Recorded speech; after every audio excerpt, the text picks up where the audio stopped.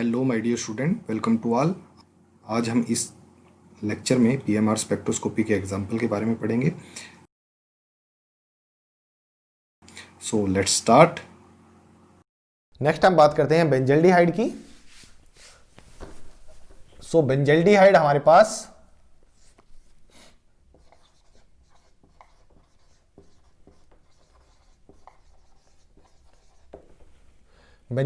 हमारे पास ये स्ट्रक्चर हुआ CHO।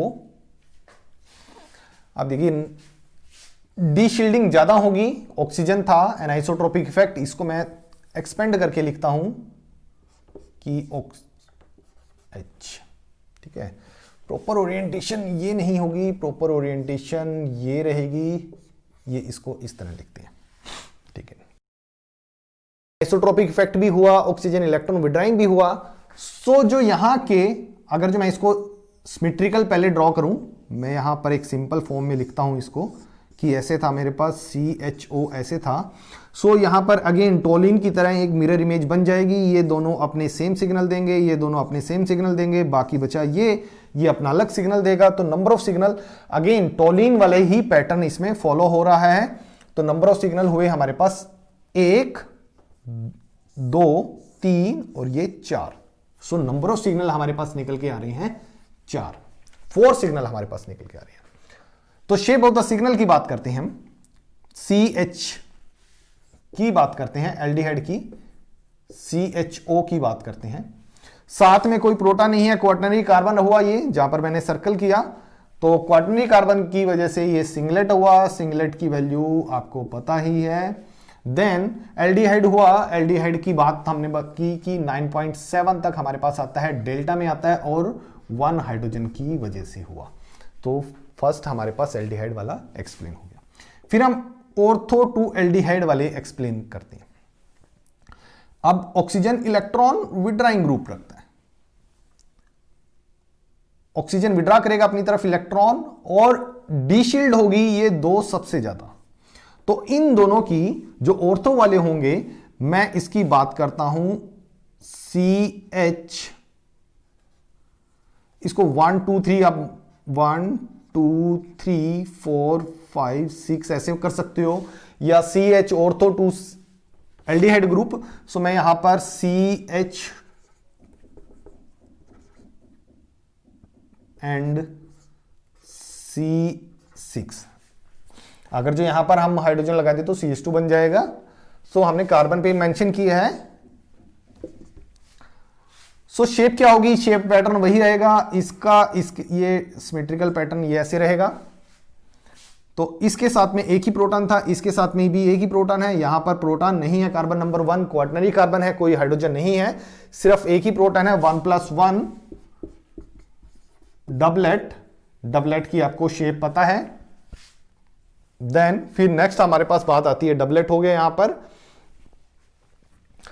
रेंज की बात आती है। रेंज मैक्सिमम लेके जाएंगे, डी शील्ड होगी यहां पर, डी शील्ड की वजह से मैक्सिमम वैल्यू आ रही है। मैक्सिमम वैल्यू हमारे पास लिखते हैं हम 7.8 से 8.0 तक, और 2 मल्टीप्लाई बाय CH, और एंड में हम लिखेंगे 2H। ये वैल्यू हमारे पास डेल्टा में हो गई। नेक्स्ट हम बात करेंगे इसमें 3 और 5 की, carbon number 3 and carbon number 5 की। सेम पैटर्न वही रहेगा हमारे पास। इसके साथ में एक हाइड्रोजन है, इसके साथ में एक हाइड्रोजन है, 2 हाइड्रोजन है। अगर जो 3 की बात हैं, 3 से करोगे तो एक यहां पर हाइड्रोजन हुआ और दूसरा हाइड्रोजन यहां पर हुआ। तो 2 ही दोनों केस में बनते हैं। 2 + 1 3 के लिए ट्रिपलेट, 1:2:1, यहां पर 1:1 लिख सकते हो आप, 1:2:1। वैल्यू की बात करते हैं, यहां पर कम डी शील्ड आएगी, डी शील्डिंग कम हो रही है, डी शील्डिंग कम हो रही है, तो यहां पर हम वैल्यू लिखते हैं 7.5 से, सपोज मैंने 7.7 तक लिख दिया, तो ये हमारे पास डेल्टा में आ गया। 2 × CH हुआ, और 2 हाइड्रोजन हो गया।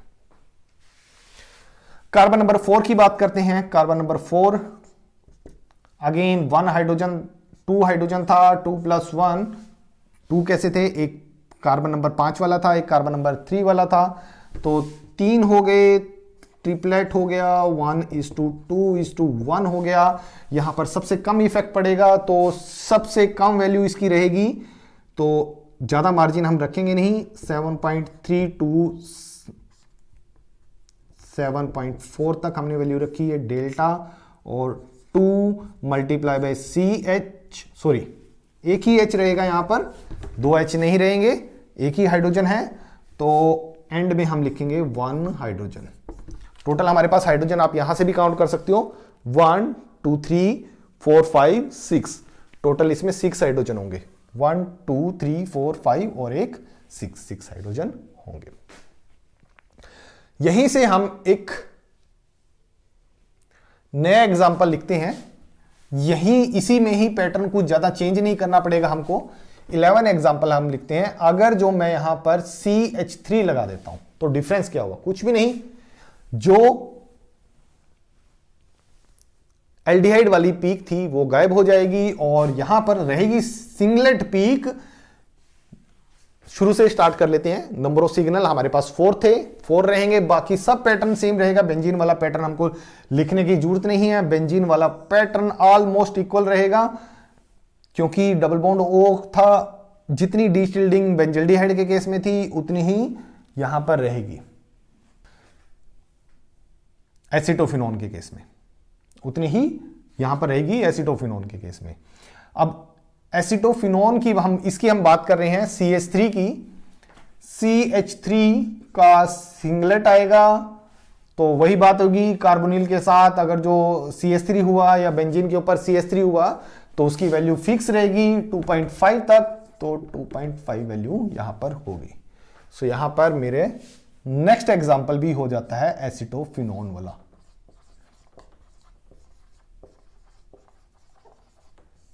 एसिटोफिनोन, सो एसिटोफिनोन नेम से आपको स्ट्रक्चर आइडेंटिफिकेशन पता होना चाहिए। बेंजल्डिहाइड और एसिटोफिनोन में बहुत ज्यादा फर्क नहीं है, सिर्फ किस चीज का, एल्डिहाइड ग्रुप का हुआ या फिर CH3 ग्रुप का हुआ, ऑलमोस्ट पैटर्न बिल्कुल सारा सेम रहेगा। तो यहां पर हमारे पास एसिटोफिनोन हो गया और बेंजल्डिहाइड भी हो गया। सो नेक्स्ट एग्जांपल की बात करते हैं, पैराएनिसिडीन।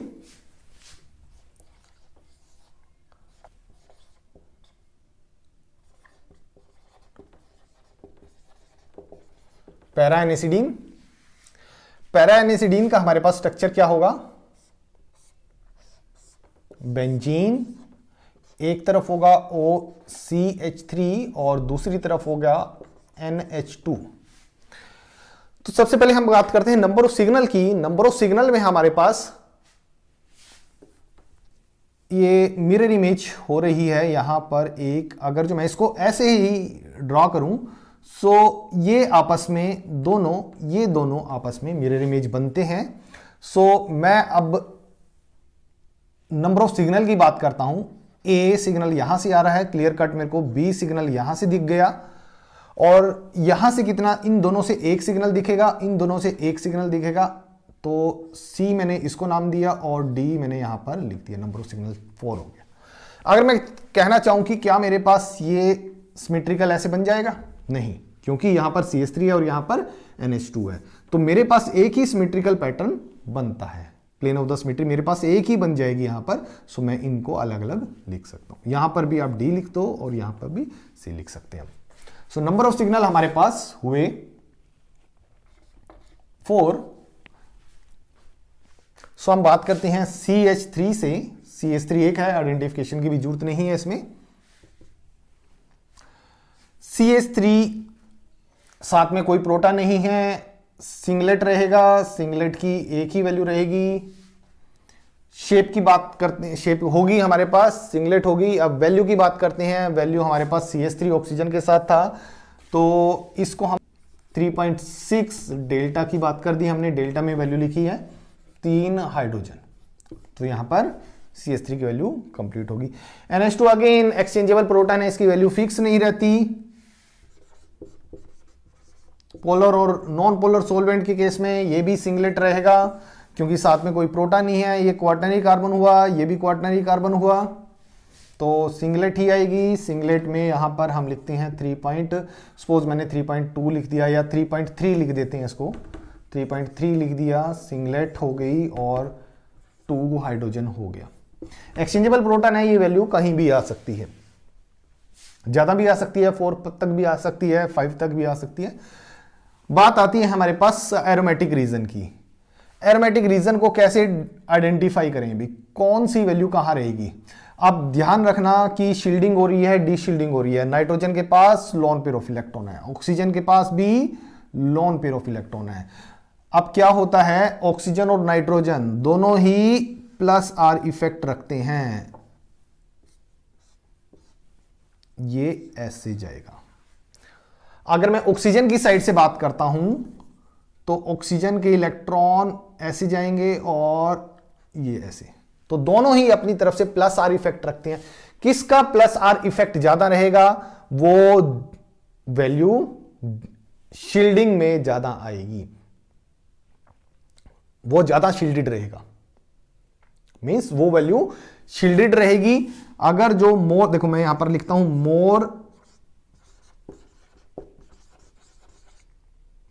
मोर शील्डेड प्रोटॉन जो होगा, मोर शील्डेड जो प्रोटॉन होगा उसकी वैल्यू क्या होगी, लेस आएगी।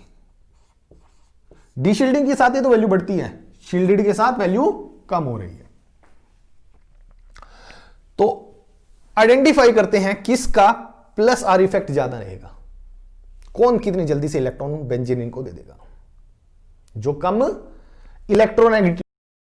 इलेक्ट्रॉनेक्टिव होगा, ऑक्सीजन ज्यादा इलेक्ट्रॉनेक्टिव होगा, इसकी टेंडेंसी नाइट्रोजन के कंपैरिजन में कम रहेगी इलेक्ट्रॉन देने की। सो नाइट्रोजन की वैल्यू ज्यादा शील्डेड रीजन में आएगी। नाइट्रोजन के पास जो ऑर्थो वाले होंगे CH2 मल्टीप्लाई बाय CH, और यहां पर मैं लिखता हूं ortho 2 NH2 group, ortho 2 NH group. आप इसको नंबरिंग भी दे सकते हो, मैंने ऐसे लिखा।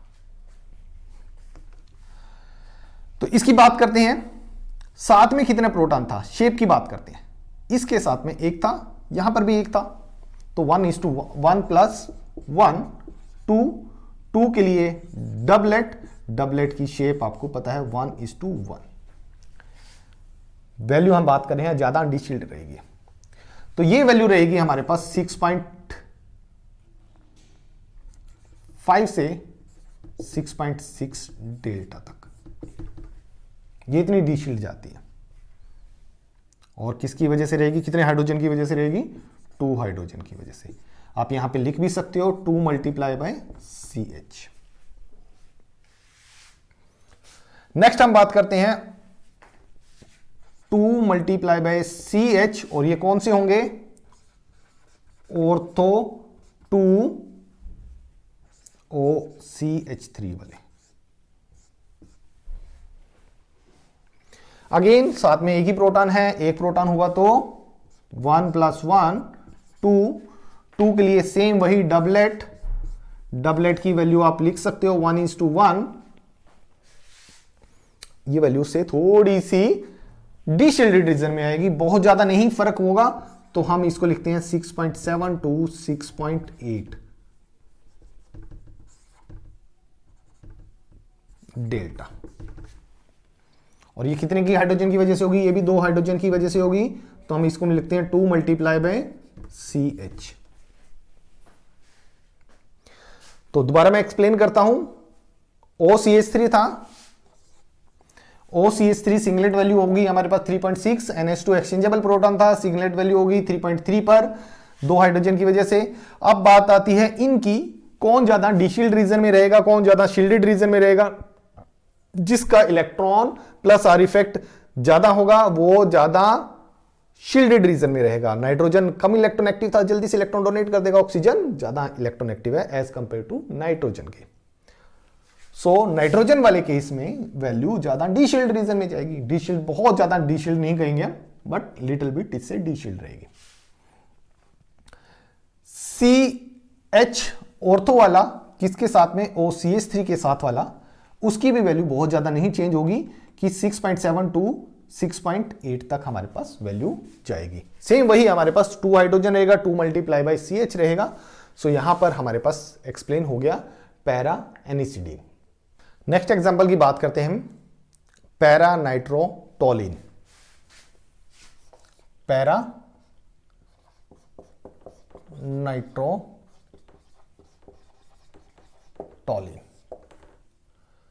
पैरा नाइट्रोटोलिन,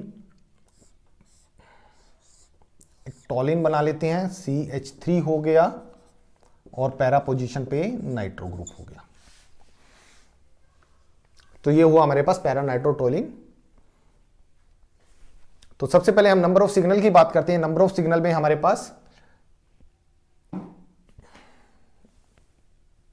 सिमेट्रिकल पैटर्न हुआ कि एक ही सिमेट्रिकल पैटर्न आता है, ये वाला ऐसे नहीं बनता। तो एक प्रोटॉन, एक सिग्नल आता है हमारे पास CH3 की वजह से, इन दोनों की वजह से हमारे पास एक सिग्नल आ गया B, इन दोनों की वजह से हमारे पास एक सिग्नल आ गया C। यहां पर तो प्रोटॉन है ही नहीं, तो 1 2 3 सिग्नल हमारे पास आ जाते हैं। तो बात करते हैं शेप ऑफ द सिग्नल की। सबसे पहले CH3 की, CH3 के साथ में ये जो मैं बात कर रहा हूं यहां पर, ये वाला क्वार्टनरी कार्बन रहा। क्वार्टनरी कार्बन मतलब कोई भी हाइड्रोजन नहीं है, तो CH3 का सिंगलेट हुआ। सिंगलेट की शेप आपको पता है और हमने इसकी वैल्यू भी पता है, हमें इसकी वैल्यू भी पता है। वैल्यू क्या रहेगी, जो CH3 बेंजीन रिंग के साथ होगा तो 2.5 हमारी वैल्यू फिक्स रहती है डेल्टा, और 3 हाइड्रोजन, बड़ा सिंपल सा था, हो गया। अब याद रखना दोनों में CH, जो इनकी बात करेंगे, इस वाले CH की या इस वाले CH की बात करेंगे। नाइट्रो ग्रुप, 2 ऑक्सीजन है, इलेक्ट्रॉन विड्राइंग ग्रुप है, हुआ इलेक्ट्रॉन विड्रा करेगा स्ट्रॉन्गली इलेक्ट्रॉन में। CH3 यानी हो कोई इफेक्ट नहीं रहेगा, बट फिर भी हम थोड़ा बहुत कहेंगे इलेक्ट्रॉन रिलीज करेगा हल्का सा। तो इलेक्ट्रॉन विड्राइंग इफेक्ट मींस यहां पर ये वाले डीशील्डेड रीजन में जाएंगे और ये शील्डेड रीजन में। सो हम इसकी बात करते हैं। तो CH2 मल्टीप्लाई बाई CH, मैं कहता हूं ऑर्थो 2 CH3।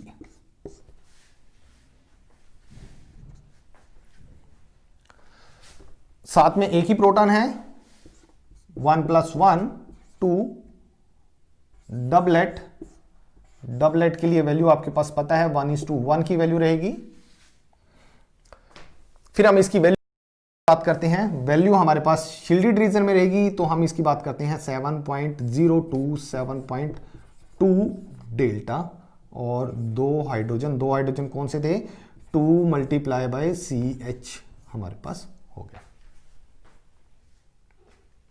नेक्स्ट हम बात करेंगे 2 multiply by CH ortho 2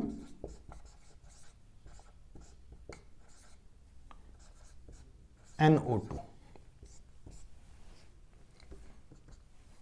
again इसके साथ में एक प्रोटॉन है, इसके साथ में भी एक प्रोटॉन है, तो 1 ही प्रोटॉन बने क्योंकि ये ओवरलैप हो जाएंगे एक दूसरे के ऊपर। जो जितना सिग्नल इसका आएगा उतना ही इसका आएगा, और एक दूसरे के ऊपर ओवरलैप हो जाएंगे। हमको एक ही सिग्नल दिखेगा तो हम हाफ ही काउंट करते हैं। 1 + 1 2 के लिए डबलेट। डबलेट की वैल्यू आपको पता है 1:1। Nitrogen electron withdrawing strong group है, मैक्सिमम वैल्यू लेके जाएंगे हम इसकी। मैक्सिमम वैल्यू कितनी होगी, 8.02 8.2 डेल्टा। देन 2 हाइड्रोजन हमारे पास सेम था, और 2 मल्टीप्लाई बाय CH, ये भी हमारा हो गया। तो यहां पर हमारे पास पैराटोलिन हमारे पास एग्जांपल हो गया। इसको हम पैरानाइट्रोटोलिन का हमारे पास PMR स्पेक्ट्रा एक्सप्लेन हो गया। CH3 सिंगलेट वैल्यू आएगी। देन ऑर्थो के साथ में जो CH होगा ये शील्डेड रीजन में आएगा 7.0 to 7.2 तक। Nitro strong electron withdrawing group था, इलेक्ट्रॉन विड्रा किए, डी शील्ड रीजन में लेके गया, मैक्सिमम डी शील्ड रीजन में लेके गया 8.0 to 8.2 तक। हम एंड में ये लिखना मत भूलें आप। तो हमारे पास यहां मोस्टली एग्जाम्पल हो गए हैं जो कुरुक्षेत्र यूनिवर्सिटी या MDU रोहतक के एग्जाम में, BSc के एग्जाम में पूछे जाने वाले क्वेश्चन हैं PMR स्पेक्ट्रोस्कोपी के। चलिए आज के लेक्चर में इतना ही। Thank you.